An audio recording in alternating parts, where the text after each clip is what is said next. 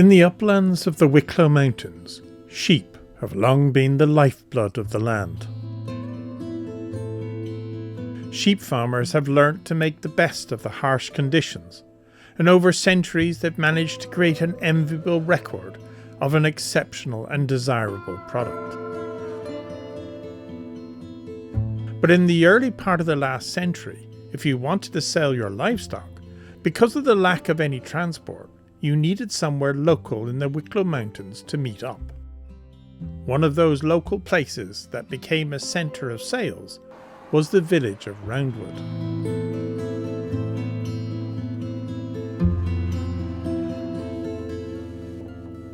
Here, beneath the shadow of the mountains, farmers would gather in a rare moment of friendship, exchanging not only livestock, but also stories and news from across the wild, windswept hills.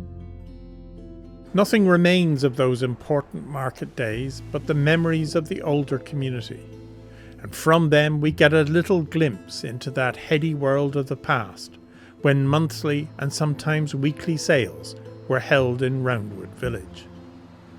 We begin back in the 40s and 50s, when the trading was done in what is known as the fairs, or the fair day. Oh, I remember the fairs as well. I'm only 75, I'm not 100 or anything. But I remember the fairs when I was on the fair green in Roundwood. Where the school is now, that was the fair green. And cattle were all sold on the fair green. Sheep never went to the fair green. They were always sold on the street. But I used to hear the older people talking about, used to hear my father and people talking about the fairs, bringing sheep to the fairs. Like there was no penning, there was nothing like that. They just stopped them up against the wall somewhere and had to mind them there all day. Our slot where we stood was outside of Patricia Byrne's paper shop, there beside the chapel. And beside us was Tobe Miley, and then there was Carty's a Key, and all down along the street, all the different farmers. And you could stand there all day and never be asked the price of your sheep. There'd be lads standing around them, and they'd have walked, if you'd walked them from here to Roundwood, they'd sort of be willing to stay quiet. I presume that was some of it. And the buyers would come around, they'd walk the whole circle around, and they'd ask my father how much we wanted for the sheep, and he'd tell them, and they'd bid him so much, and there'd be no deal made. They'd go off to the next person to do the same, and then they'd come back around in a circle again, and that'd keep going on, and they'd offer for another bit more. And eventually my father and all the other farmers, they might come down that little bit, the buyers would go up that little bit, and they'd end up slapping their hands and doing a deal. And then if they didn't get a decent price for the sheep, they brought them back home. Then they come back up the road. If you seen a batch of sheep coming back down that bank, your heart would sink. You'd be saying, didn't sell today. A lot of the fair day went trying to sell, and it wouldn't be till evening until it was time for the buyers to make a decision one way or the other. Then they made their decision, and they bought and they paid for, and they started to drive their cattle then to our sheep, either out to Sally Gap or to Glencullen or out to Wicklow Gap, whichever way they were going. I was in Roundwood Fair with my father, maybe half a dozen times only, when I was maybe 12 or 14 or around that age. And they got wiped out. The march took over and there was no one going to the fairs. Roundwood Fair died out, and then the first sales was in Ashford. Clark Delahunt's was running the sales opened the sales yard at that time. And they held sheep sales, and they held cattle sales, they sold pigs, they sold calves, everything. My father started Ashford in about 1947. And Ashford actually was one of the, if not the first provincial mart in the country. We were just getting out of the fair time at the time, and there was actually quite a bit of opposition from the fair people to him setting up a mart. And then eventually it was decided to set up a sales yard and sheep sales in Roundwood and a sheep sales in Ockram.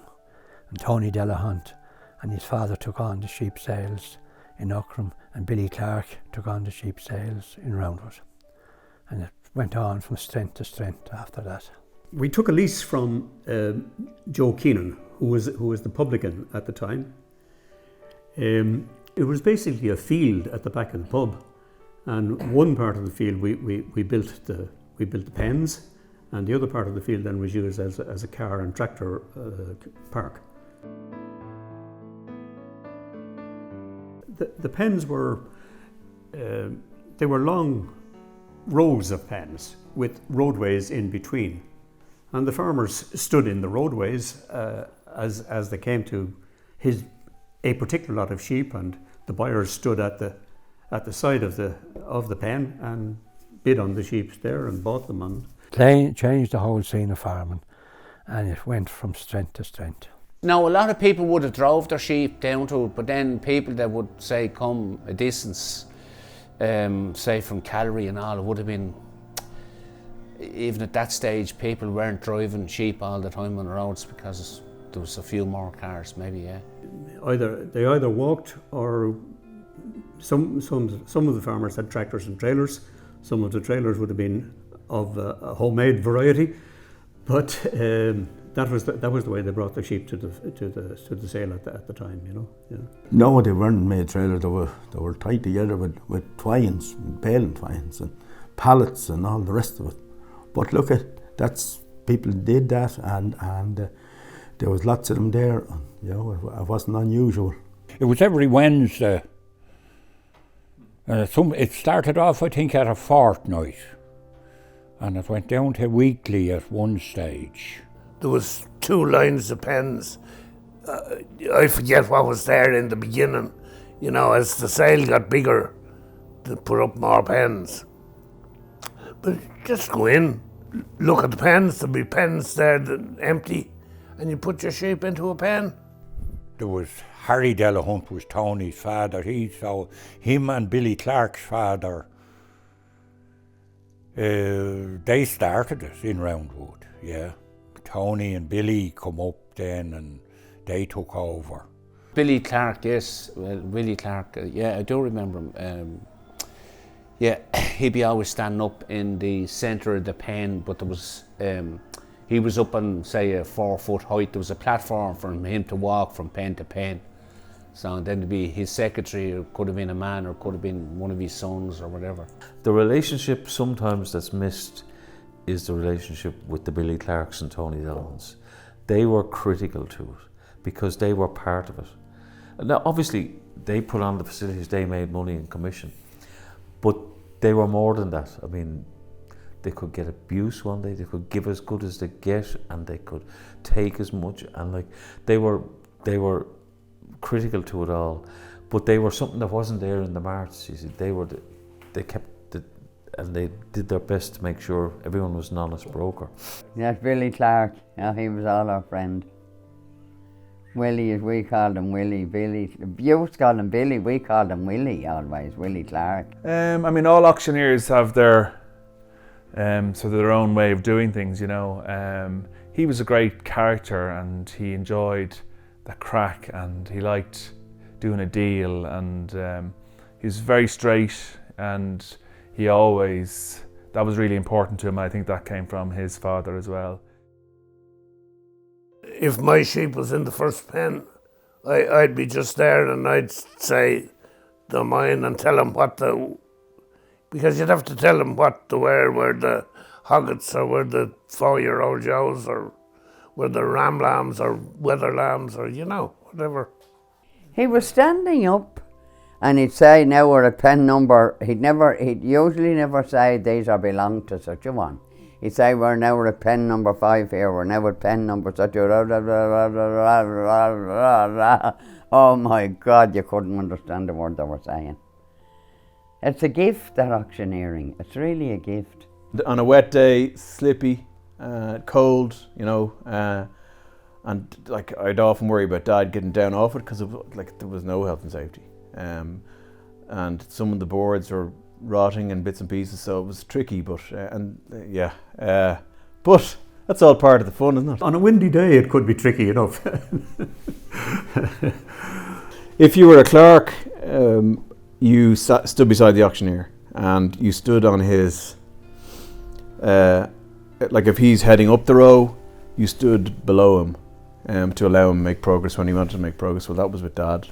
And if Dad wasn't happy, he'd shunt you along, you know, if you're in the wrong spot. But the pens would be bursting they'd be creaking when the big sheep came in. The better sheep, they would be creaking, you know. But they got them in and they did the job, and we great memories of it now. It was great. Roundwood sales was always considered a good sale. Roundwood got a lot of very good Cheviot sheep. It was always regarded as a good place for a buyer to come to Roundwood. They would be sure of getting good, well-bred Cheviot sheep that was down off the hills. And you'd have some of the older guys, and they were the best fellas, you know, the real characters used to arrive in, and like in the back of a van, and they'd have 5 or 6 ewes in it, you know, and they might go back and get more afterwards. But the other thing I noticed was the way the farmers used to help each other. Like an older farmer that mightn't be able, the younger guys would go and collect their sheep, bring them down and help them, and bring them home if they weren't sold, you know. So there was a real community aspect to it as well. People used to come from all over the country to buy these sheep. Like the Wicklow sheep were very, very well thought of, and we had buyers from all over Ireland. And particularly the men from the north used to come down. There was 5 or 6 big dealers from the north. I particularly remember the northern Irish buyers arriving down. And they weren't coming down for the good of their health. They were coming down to buy the best sheep in the country. And the local farmers are really, really proud of that. In the latter days, when transport became more available, they used to send down these huge 3-deck sheep lorries, you know, and they would take 600 sheep. There was a man called the Pigeon Carney, and there was George Horner, there was Sean Chaseman, Victor Shields, and there was 5 Northmen used to stay here for years. We done bed and breakfast at the time, and they do Blessintown as of a Tuesday, and they'd buy some sheep in Blessintown to come on and stay here that night, and they'd go to Roundwood, and between them, the 5 of them, they'd buy a lorry load of sheep, and those sheep would all have to be loaded that evening and that night. They go on all night loading sheep on treble-decker lorries to go to the north. I remember when we go up on the very early morning of a sale or a show day, and there was a Northern Reg in the car park. My father would breathe a little bit easier, and I think the farmers themselves would be happier, you know. But there was a lot of really good fellas from the north, and there was a great relationship over kind of a 20-25 year period there. He'd start off and he'd say, I have a pen here of 15 Hogget ewes. What am I bid? And you might say £5 and I'd say $5.10. You know, like any auction. I used to love when the farmers, so you'd have a pen, 20 ewes, and they'd climb in on top of them. And farmers just have the sheep farmers have a way of doing it.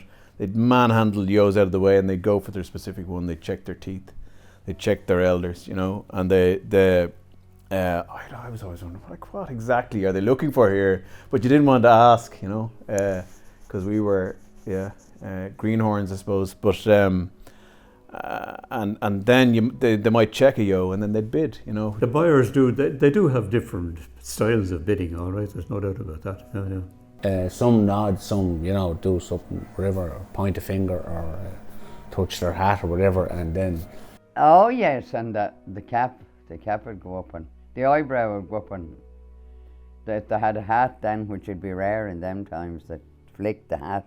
Some guys would they'd lean over the pens like that, and they just raise their thumb, and that's a bid.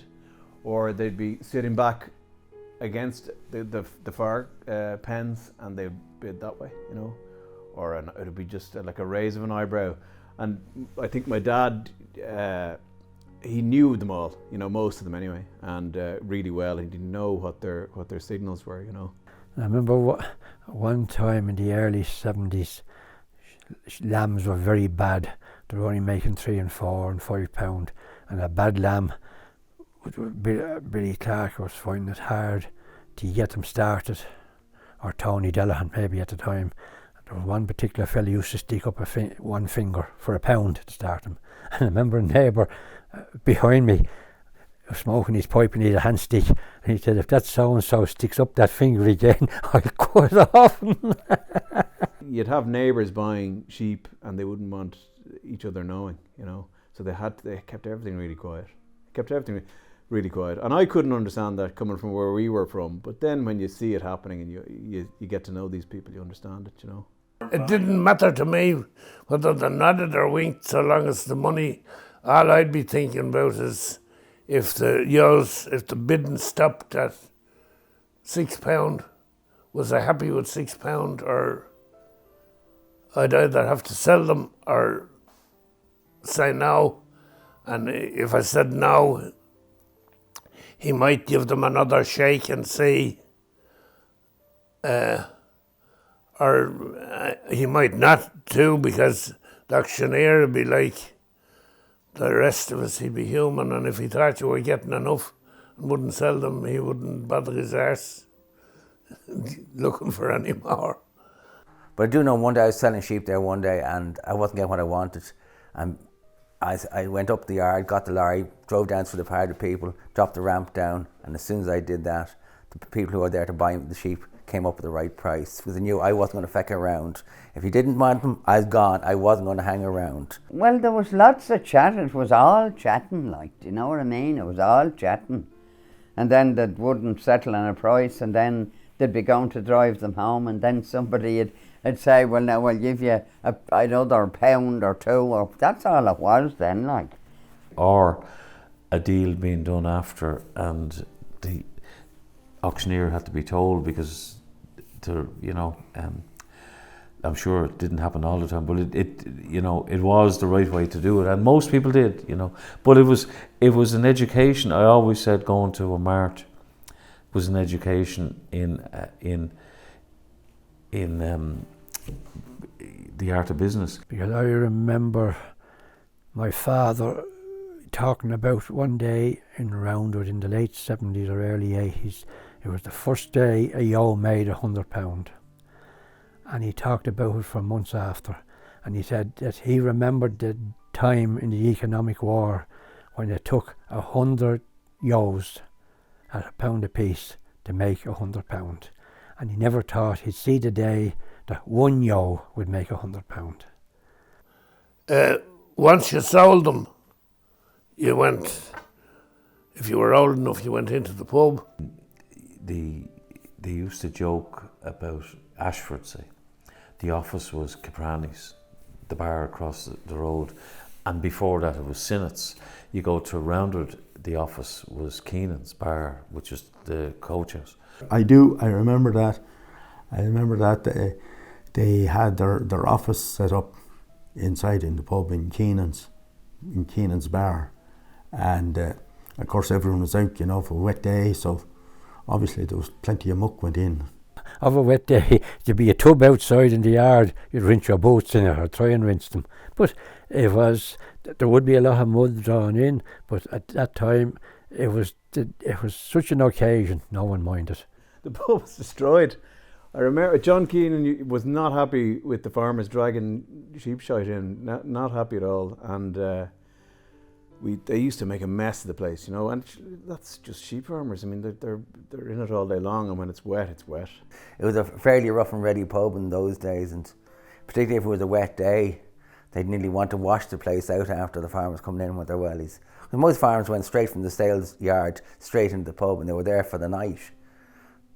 They're lucky they might get a sandwich if they were lucky, but... So then you knew you go to the market, bring your sheep, bring your cattle, you had an auctioneer, you had a sale, you did the business, then you went in, had a drink or whatever, and chatted about things, and informed each other, you know.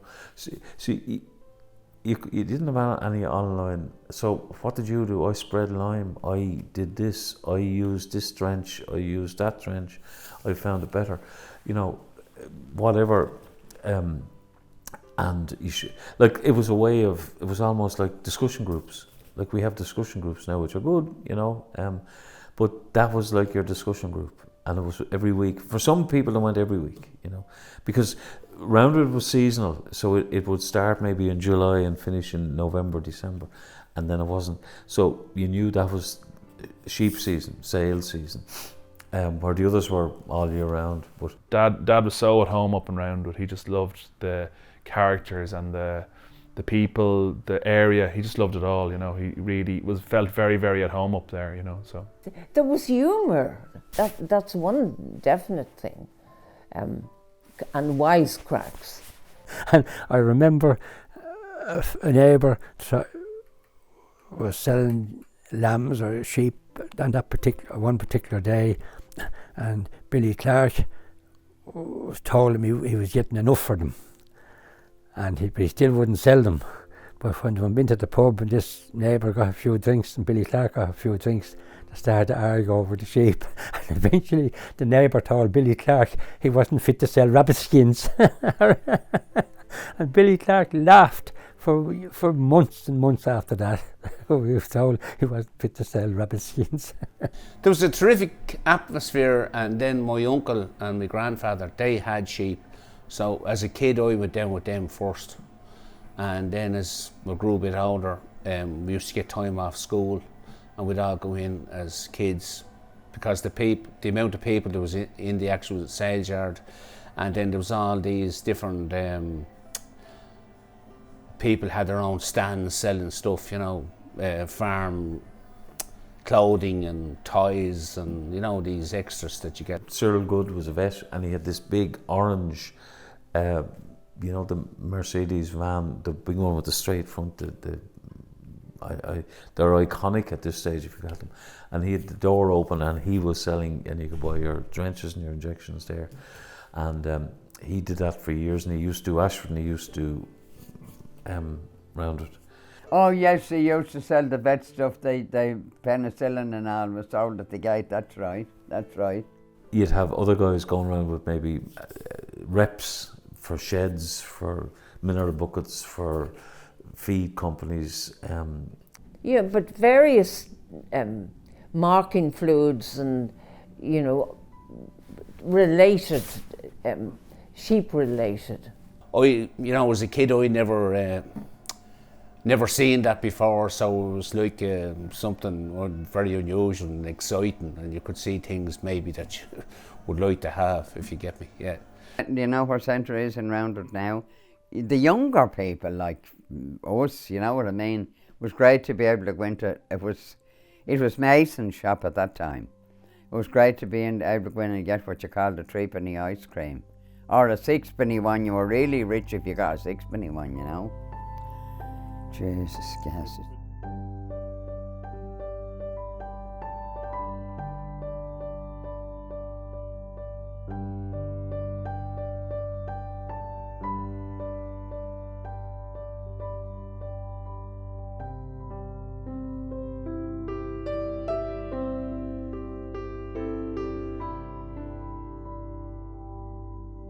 I remember,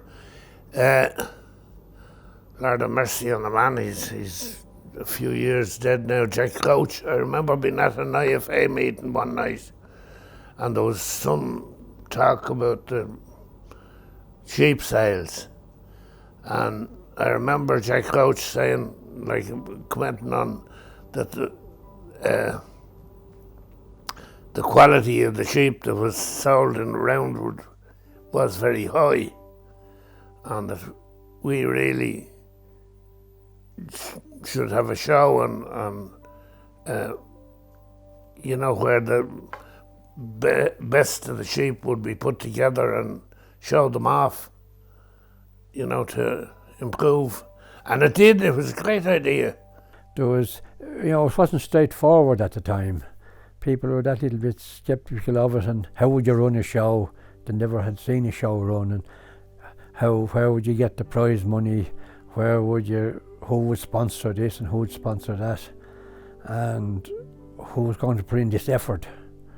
And it took then people, go-ahead people like Jack Roach became chairman of the show committee, and he had great drive and vigour in him, and he got everyone around him, and we got a team around him, and I think we probably have one of the best, between Roundwood and Auckland, we two best show committees, I say, in Ireland of sheep.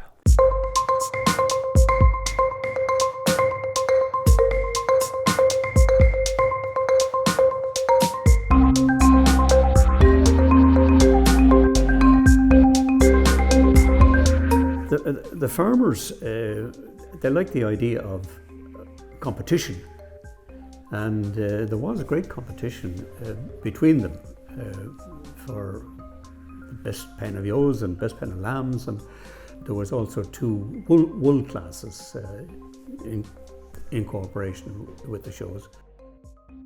The week of the show was a really busy week. The committee would be out putting up new pens, and people like Bill Cunningham, Tommy Webster, and there was a brilliant committee, and they all pulled together to get the place ready for the show day. Between ourselves and them, well, them mainly, we'd build the pens. And I used to love that. We weren't probably great use, but we loved it. But I remember they used to pass around these bottles of kind of TK red lemonade, and there'd be stuff, I thought it was just water, and my brother, who was a bit of a messer, his younger brother, picked it up one time and opened a bottle and took a massive big swig of what turned out to be poaching, and the best of Roundwood poaching, so it'd blind you on a good day. But yeah, that's the type of stuff that would go on.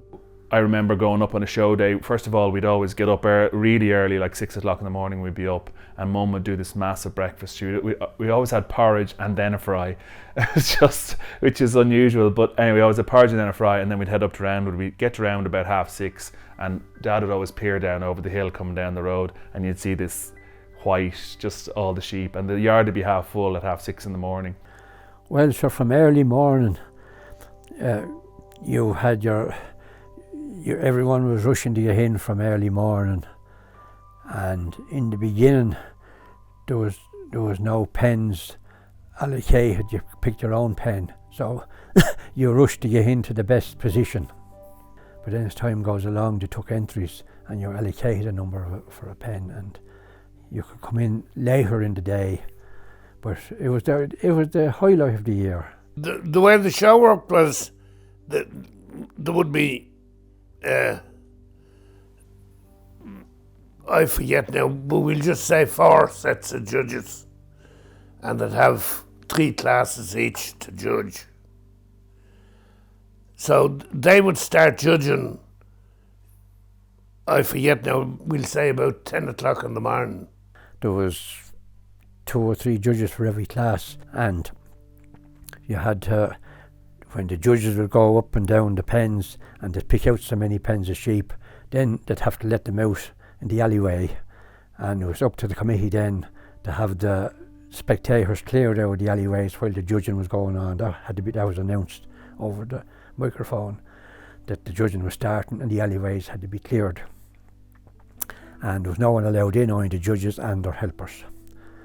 And it was the helpers' job, the show committee's helpers, as we were called, to let out the sheep, let them run down, back up, run down, back up, put them in the pen, let out the next pen, do the same. The judges made their decision then, and that was it. So every committee member had a job. You would know the judges, yes. There'd be usually 3 judges per class, and they'd go through whatever thing, and then there'd be scrutineers. They would check that the O's were right in order, and that was the way things were done. We used to bring a couple of judges. Like, there was one, Paddy Moore, we had a wool council in those days, and he would come down and be a judge. He was a well-respected civil servant, basically, head of the wool council, yeah.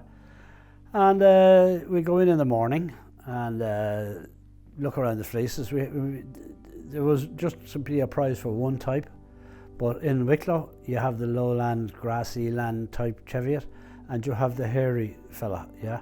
So we had to make 2 classes, yeah, and we would give prizes, I don't know, 10, 20, 30 quid, I forget what it was, yeah, for the prize winners, yeah.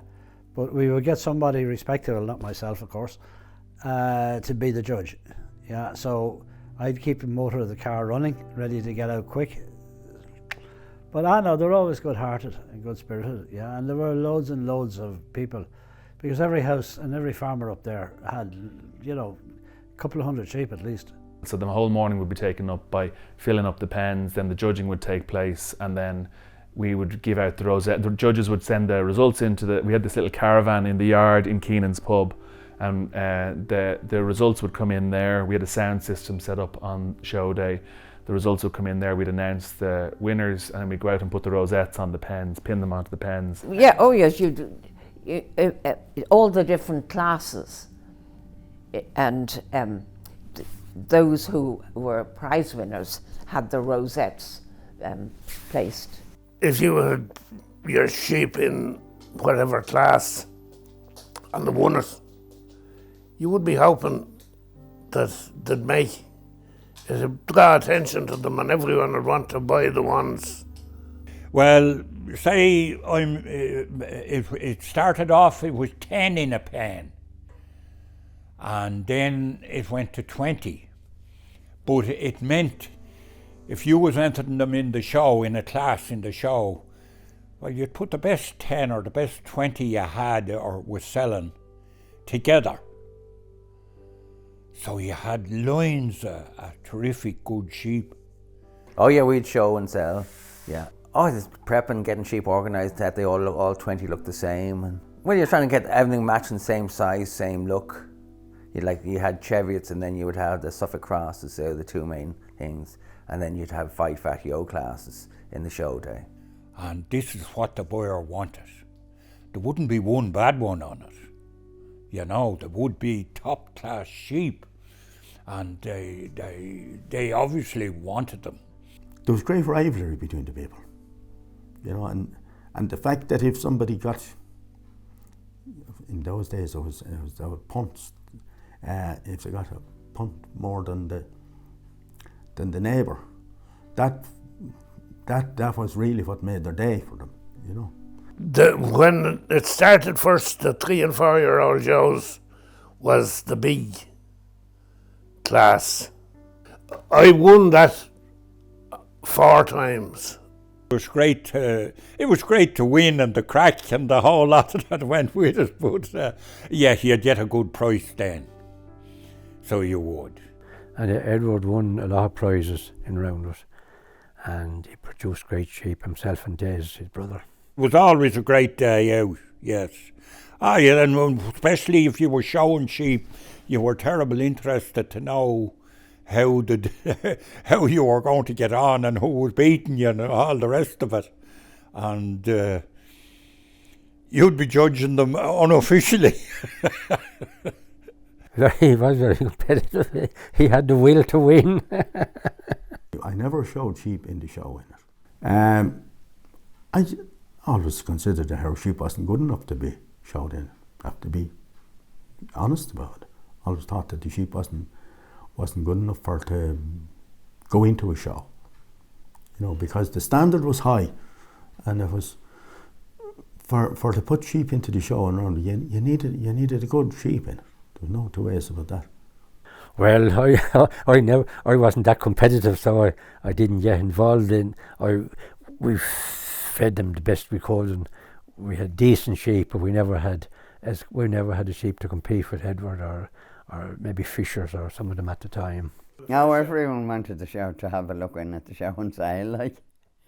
Yeah, it was lovely.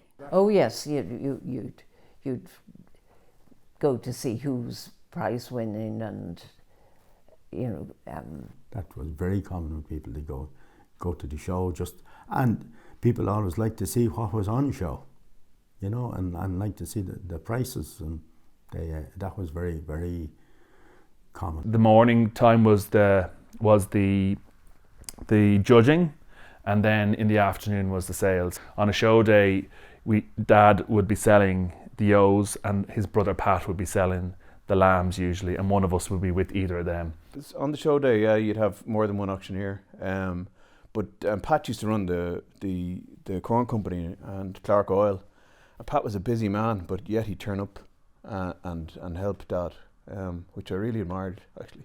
So we'd a little office set up in the caravan, and that was run by Marie Miley, who was Dad's secretary at the time, and there was Nancy O'Brien and my mum, and they had a brilliant setup. They'd right crack with all the farmers, and the farmers would come in and out and pay for their sheep, and they'd have everything off to a T. And on a normal sales day, they'd have a little corner in Keenan's pub, but on show day, they had the caravan. They had soup and tea and sandwiches going all day long, and the committee would be coming in and out, and then the sheets would be coming in and out with the results of the show, and then the sales then as well. And there'd be huge amounts of money coming and going, but it was electric. The atmosphere was fantastic. I remember one day talking to the auctioneer a week or two after the show sale, and he said he had 24 men from the north of Ireland bought sheep in Roundwood the show day. The activity, the tractors, the farmers, the smells and the sounds and everything else, it was great. Oh my God, a massive amount of people. Oh, a massive amount of people. People with no sheep or probably no interest in sheep went because it was the show and sale, do you know what I mean? And then of course the ones that got first, then the big prices was paid for them. And the whole village used to come to it, the whole town used to come to it. It was packed out, like families would come down, the schools, when the schools emptied out, they would all come down. There was businessmen from all over, politicians. It was a great occasion, and I think it's very sorely missed, I think, but it wasn't just about selling sheep, it was much, much more than that. There would also be a little market there, and people selling coats and rubber boots and all sorts of agricultural stuff, and it was a big, big day, and great to be a part of it. People looked forward to it, and the social occasion and the aftermath of it, that night in Keenan's giving out the prizes. People came especially for the night's entertainment. People came from all, business people would come up, people maybe would have sponsored a class or gave prize money. And in the evening, we had a presentation of prizes in Keenan's pub, which was a great affair, and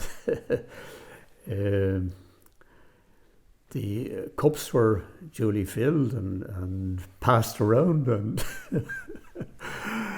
everybody had a sip, and there was all kinds of everythings in the cups, but we survived. So the rosettes is the piece that everyone sees, or the cup.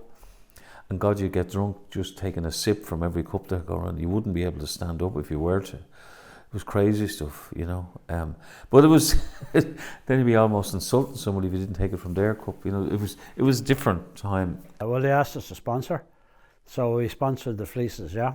And we used to have great days out up there, because the prize giving at night in the pub was always a great event to attend anyway, yeah. And we had plenty of lads like the Kinlans from Loughdon up there, the Foxes, I suppose, from Callery, the Suttons, yeah. They gave good prizes too in it. Yeah, you could, if you won, they used to get sponsorship from some of the big firms, that give stuff. Now it'd be more or less what would be useful on a farm, but it was always useful to the farmer, yeah. Everyone was looking at the social occasion, and everyone was enjoying it. And everyone, even, you could bargain hard all day outside, but once you went in there, it was the highlight of the year. The presentation was very well attended, and all the farmers' wives would be all there, and yeah. Yeah, I always went on the show day. The show night, I should say, not the show day. Now. Oh yes, you'd go to see who's prize winning, and Well, all the presentation of prizes, and we'd have a drink, and we'd meet. It was a great night. like Bridie and Willie Cunningham's wife, Ellie Cunningham, and a lot of the women, they enjoyed it. Yeah, I remember Dad going. It was always a big thing, and all the farmers getting drunk on the show night. Yeah, well, that time, you see, you had to clear your pub at a certain time, and you only had 10 minutes drinking up time, and then, as you know yourself, 10 minutes in a pub is like, it could be 10 hours, or it could be, 2 hours. So, yeah, there was always a bit of a rush at night then to get the place clear. And Tim Cronin coming in, taking the keys off all the drunks, and you're driving those people home, not will you? You are. I remember I quizzing Tim about it, he said, and all the time he said, nobody ever lost their licence, nobody ever had crashes. He did, yeah, but he was trying to look after, yeah, so, but that way it worked. And then the drunks the following morning had to come in and get the keys off the cops. People didn't have a lot of money, and then the fact that they had money in their pocket, they started celebrating, like, yourself, one drink became 2 or 3, and so he was there trying to keep everyone safe, really.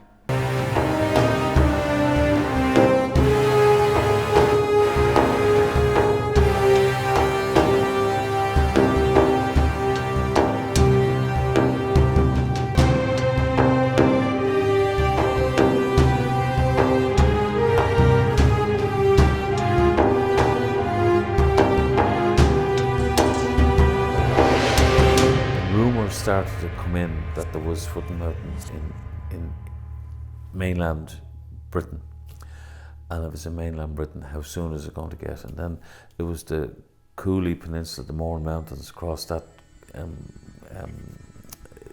strait, Carlingford Lough. Like that was the flashpoint. I remember the fear when it arrived in the north, and the fear when it got as far as the Coolies, and there were sheep brought in from England, and they arrived onto farms in the country, and it wasn't very fair to anybody. There was some dealers done that, but there was a great fear in 2001 that it would spread and you could lose your whole stock. I remember the mat in through the gate, and now the mats, yourself. I mean, how many people walked on the same mat? I mean, it made no sense, but anyway. It was a very worrying time for my dad, and for all the sheep farmers, because like some of them had running the risk of losing their entire flocks, so yeah, it was a worrying time for farmers. But I think most people remember was the restrictions on travel, the restrictions in the airport and bits and pieces. We did have a black and white television, didn't have it too long, and fuzzy HTV, but seeing what was going on in England, of cows being burnt, that's the one thing you brought up something which I'd nearly forgotten about, but that's one of the things I see, them rounding them up and burning them out of fear. And then when the case came to Ireland, that was identified, we were all having a cup of coffee with the news on, and well, that was serious. Everybody thought we were doomed. Oh God, munching Valium, I thought this year we were going to go broke, because if we relied totally on exporting our lambs to France. Oh, I remember, Joe Walsh coming on the radio, yeah. Oh yeah, and I'll never forget, as long as I live, I'll never forget that. It was frightening. I mean, to see on television the piles of cattle and sheep being burnt, pits dug and being being shot and burnt.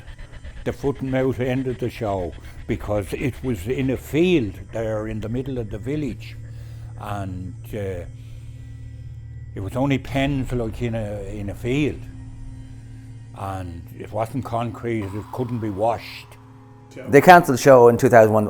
Everything was cancelled because the whole country closed down thing, and then Plough Match got cancelled on the 10th of September. We were in Northern Ireland at the time at a farm, seeing where special needs kids worked, and then September 11th hit. And it virtually ended the likes of the Roundwood shows sales. timber penning. It did effectively. It was one or two, but timber penning, you know, it couldn't be tolerated because it could hold viruses and bacteria, whatever. So it was tough. I won't forget. Yeah, no, it's one of those things. And then in 2002, we had a show, and the day of the show, Billy got a letter from the department saying he was running a legal show, but it went on regardless. There was a rule brought in that sales couldn't be run if they hadn't,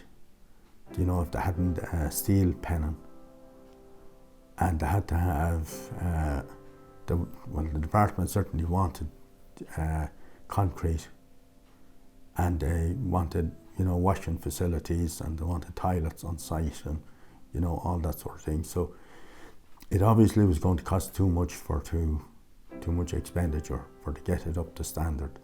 So the sale never got going on. It was ran maybe 1 or 2 years after. 2003 came along. We get students here from UCD for lambing duty. One of them rang me up. Her name was Amy Murray, and I asked normal question, what does your dad do? Oh, he works for the Department of Agriculture. I said, oh, what's his name? She said, Aidan Murray. I said, the most hated man by all sheep farmers, was he's the man who brought sheep tagging in. That's him. I said, fine, no problems. So Amy came down and our dad came down, and we went out to the yard and we showed him around what we do. And I said, listen, we have a little problem in Roundwood, you know what it's all about. I said, come directly to me, do not negotiate with the local SVI, Senior Veterinary Inspector, come directly to me. So I had his number and we negotiated, myself and John Nolan, Stony Pass, and Billy went up, and we met the department and we negotiated a deal, and we had a show and sale in 2003 and 2004, and that was the last time we had a sale. Dad had passed away at that stage in 2004. We did have one more show in 2004, which was difficult without him, but we got through it with the help of the committee. But unfortunately, after that, despite several efforts, we were never able to come up with an alternative arrangement in terms of running the sale and the show. And we did want to keep on, even just to do the show, just for the tradition and all of that. But the department wouldn't grant us a license, and we were upset about that, because we felt that it was a great tradition that was dying effectively at that time, But it was unfortunate. We just couldn't satisfy them, and we couldn't make it happen, unfortunately. And that was the last show in 2004, I think. The sale's gone. It's not the same. There's not the same companionship now. And you've went on in more recent times. You have moved on now to the selling online. Nowadays, they're all done online. A lot of people just drop their sheep at the marsh and gone, and go home and they see them sold on the phone, because we're all so busy. And those days in 60s, 70s, 80s, it was a social outlet for people. But I missed Roundwood, because I used to go to the sale every week in the end of my days, go to the sale every week. Even if I hadn't sheep, I'd still go over and have a couple of pints, and you'd meet someone. And they're building houses now on the where we had our sales, and that's progress. We recognise that, but from a farmer's perspective, a lot of these guys are remote. They're out in the country areas. Now, they're looked after by their neighbours, but if you don't have a reason to come into the village, you don't have a purpose, you'll stay at home. Yeah, it was more than just selling sheep. But it's gone, and everyone fell in with it. Yes, it was a great day. Yeah, they'd be planning for months at it, and yes, it'll be the talk then for a while. To us, I think everything that we valued is kind of gone. Do you know what I mean? It's all now, that's all his now. It was a very important part of our lives, and an awful lot of the great characters have passed away, including Dad and Pat Clark and Frank Nuttall and Bill Cunningham and Tommy Webster, like just absolute.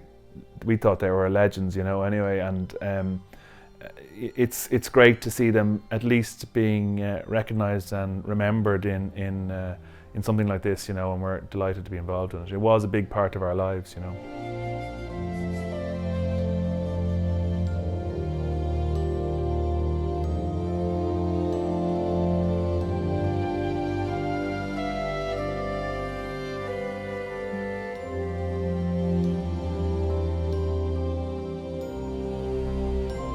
Great. It's a lovely village. It really is a lovely village, and it's changed, like so many other places with development, and there's a lot of new people in the area. Now that's probably a good thing in some ways, but the community, when you lose something like a mart, they drift away a little bit, and certainly some of the older people in the agricultural side of things probably don't see it as the same place, which is a pity.